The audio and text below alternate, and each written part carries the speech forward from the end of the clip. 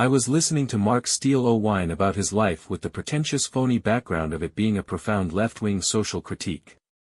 He was moaning about not going to private school and missing out on chances to play cricket.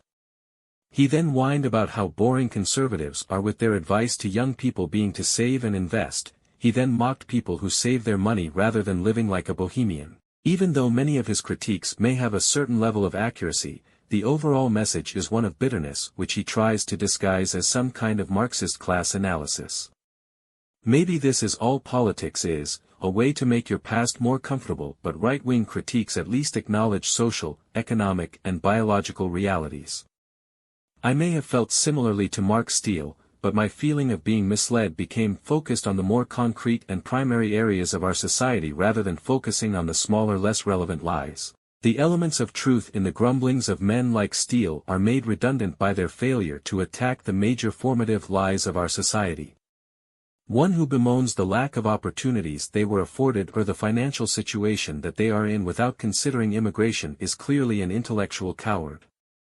Immigration has destroyed community and the opportunities that stem from it, which is far more damaging to the chances of working-class children than the existence of private schools, which may exclude the poor but doesn't actively attack them, unlike immigration. As for the financial element of Steele's grumblings, the failure to get on the housing ladder, the depression of wages and the inability to confidently invest are all issues which I view as primarily undermined by immigration, but Steele vaguely blames Thatcherism and the ideas which it inculcated the masses with, as if the attitude of a certain time has more impact on the present than ongoing policy. When Steele focuses more energy on attacking Thatcher, he is again outflanked by the right, who make his critique seem timid. He will gently allude to the culture which Thatcherism was connected with, but will never attack the main lies of the Thatcherite free market worship. If Steele is against Thatcher, then surely he is against market rule, the main tenet of which is that capital should flow without barriers.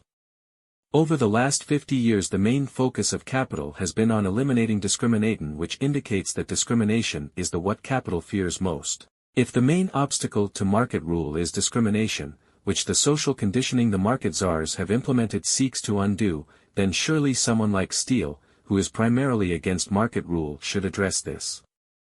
Free market critics who fail to talk about immigration are left with mainly blunt weapons with which to attack the market, which mainly entails trying to illustrate how racist capitalism is, which merely reinforces the social conditioning the capitalists worked so hard to embed in the first place. Anti-racism is the language of capital, and Mark Steele is an ardent anti-racist. To conclude, Mark Steele is simply an embittered middle-aged man who does not want to engage in actual political analysis because this would jeopardize the status which his impotent ramblings have afforded him.